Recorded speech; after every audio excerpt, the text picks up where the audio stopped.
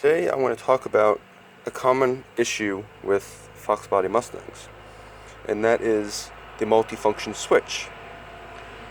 Headlights, hazards, most of the electric runs through that switch. Now I'm working on an 86 here, and it's gorgeous. Look at this, the best front end Foxbodies came with. But I can't get the headlights to come on. So I have my red and black, and red and black is low beam power. Green and black is high beam power, and then black is ground. But for some reason I can't get any voltage from the multifunction switch to the high beams or the low beams, really. Now even this is getting power, my headlights switch, and now people automatically think this is the issue. But I checked all the wiring, and I'm getting feed power, and I'm getting power out of it. So that's not the issue. What I learned is that all the wiring, see where is it? Oh, this is the one. This is the top one. This is the top. So your switch will have two connectors. The top one has the red and black, and has the green and black. You can see my probe marks in here. So when I powered this up with my power probe, I definitely got power onto the headlights. But what I learned was that every time I hit the high beams, it would switch, but the low beams, it wasn't getting power. And I took a gamble, really, and I just assumed it was the switch. So now I want to show you how to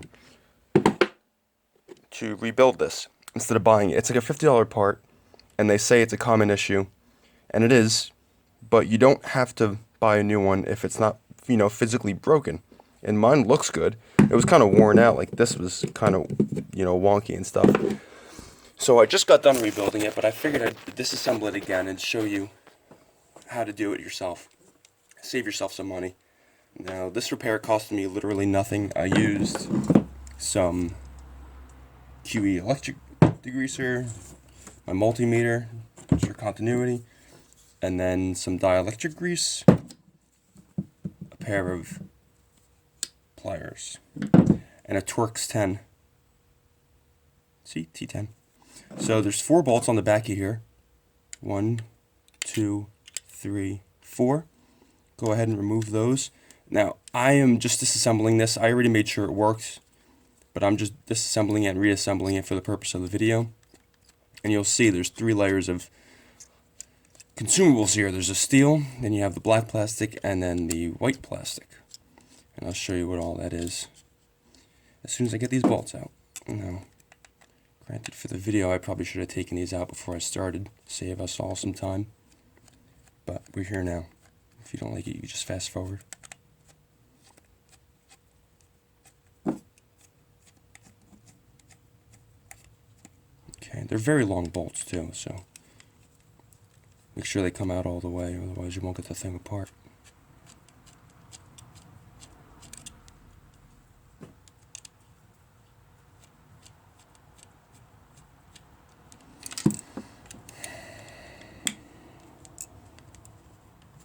Should have some elevator music here, but I'm shooting this off my phone, and from here it's going to get uploaded, so I'm not going to edit shit. It's a one done kind of deal.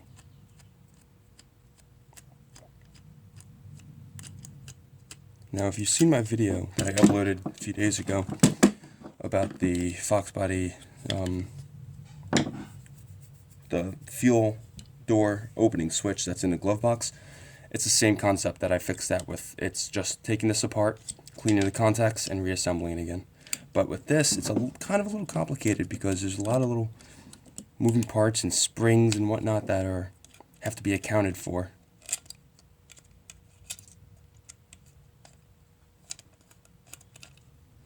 Okay, this thing is about ready to crack open. As soon as I get this stupid thing out, come on. There we go. Take away the bolts, put them aside. Now this is going to open, and you're going to see there is, well, this top piece pulls off, just slides right off the top, hold the black part. And now you see it's empty. There's hardly any terminals in here because they all sit on this black one. This black one, you have the hazards, slide up and down.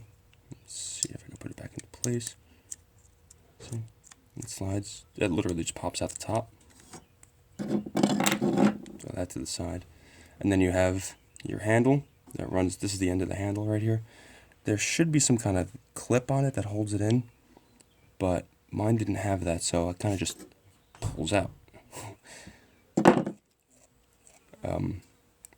So now we're into the meat of it. Now this is actually the tricky part, because you could see in here there's a spring, and that actually is your blinker right there too. But I'll show you what I'm going to do. Just take this top piece off, that black piece. See those terminals on the other side of this, like the copper? You could see in here they're kind of rough. What I did was I just took a wire wheel and I just went down the whole thing. These are your high beams. And these are your headlights here. So this is mainly what I was after, is definitely cleaning these. Actually, these are, funny enough, these are brass. These aren't copper like the rest of them. So I don't know what the significance is there. So take this piece, put it away. And now we have this one. This is where the meat of it all is. This is where the springs are, and the little turny things, and the little clicky things. So this is the part that I really wanted to shoot the video about, because it kind of gave me a headache trying to put it back together. So, long story short, this is how it's supposed to look in here. And you got the spring, and you got this thing. So I pull it out, but see the spring holds onto it.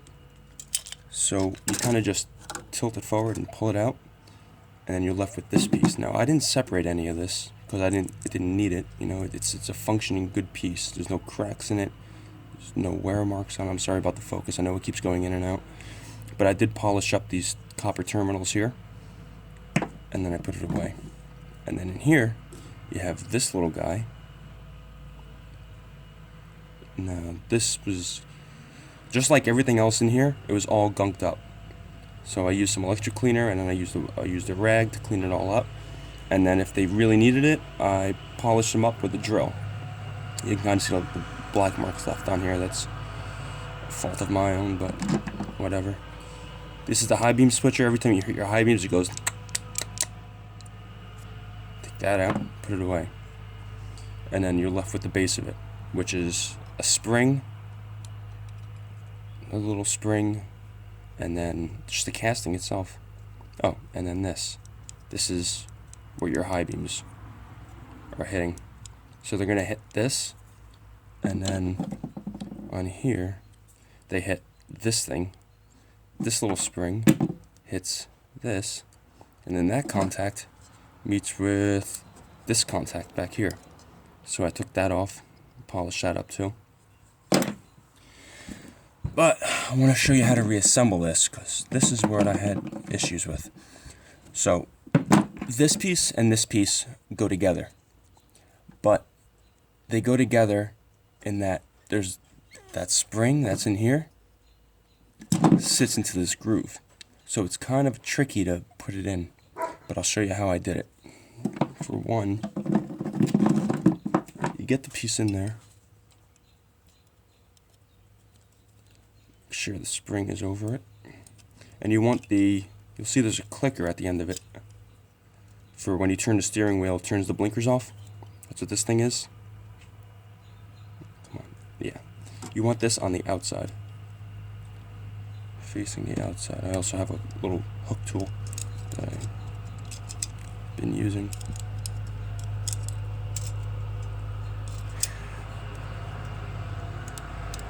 Oh, I screwed that up royally. Now the world will see my mistakes.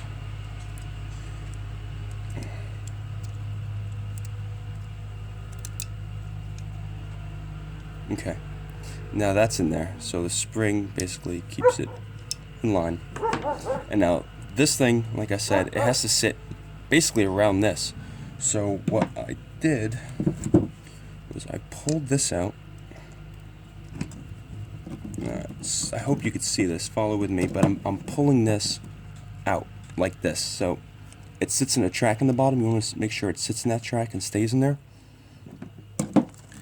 and then I basically come in and I scoop it into this. So this, when you put it back in, your high beams, you have to make sure it hits this handle back here. This thing has to meet this. That's what that wear mark is on the back.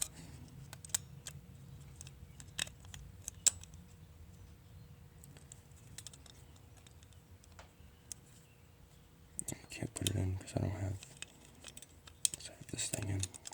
But I was going to show you how it goes in like that. But let's just cut right to it and start reassembling this.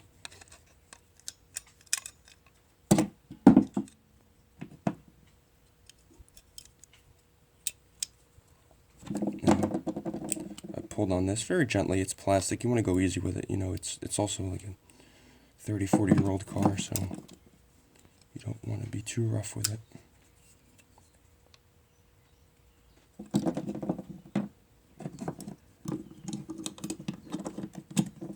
And I come in here and I try to just...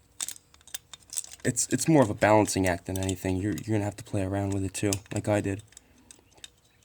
These are just general guidelines that I'm trying to give you here. Just keep you on the right path. And then there's a little nose on this plastic piece that pushes in, and then it'll sit in there. That's how you get it to sit in there. But this came out while I was doing it, so I have to put it back in.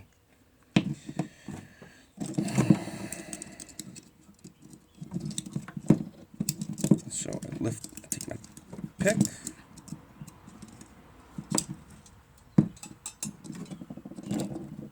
That in right with that.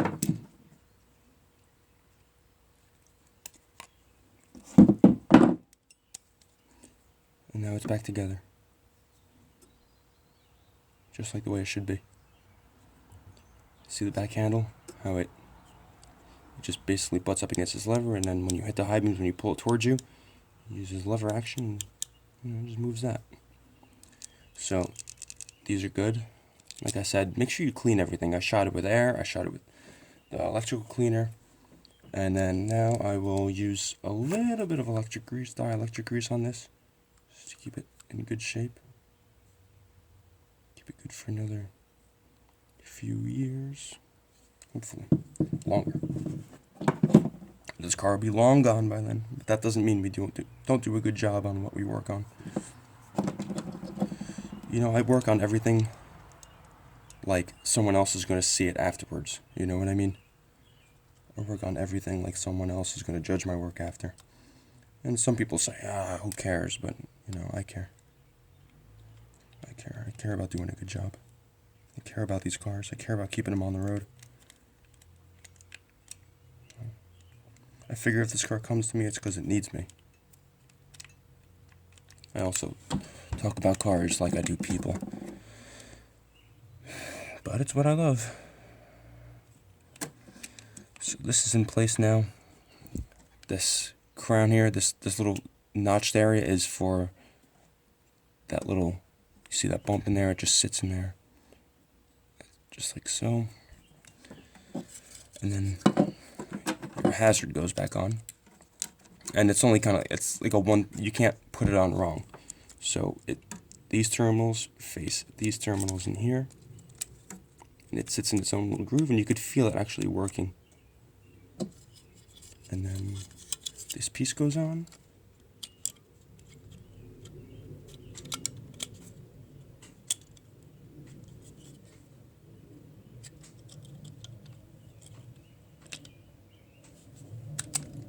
Very gently.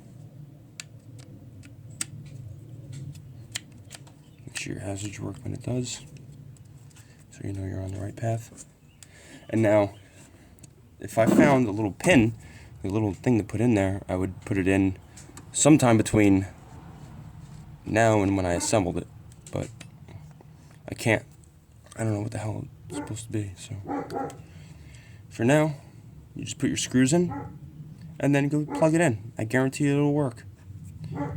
Thanks for watching.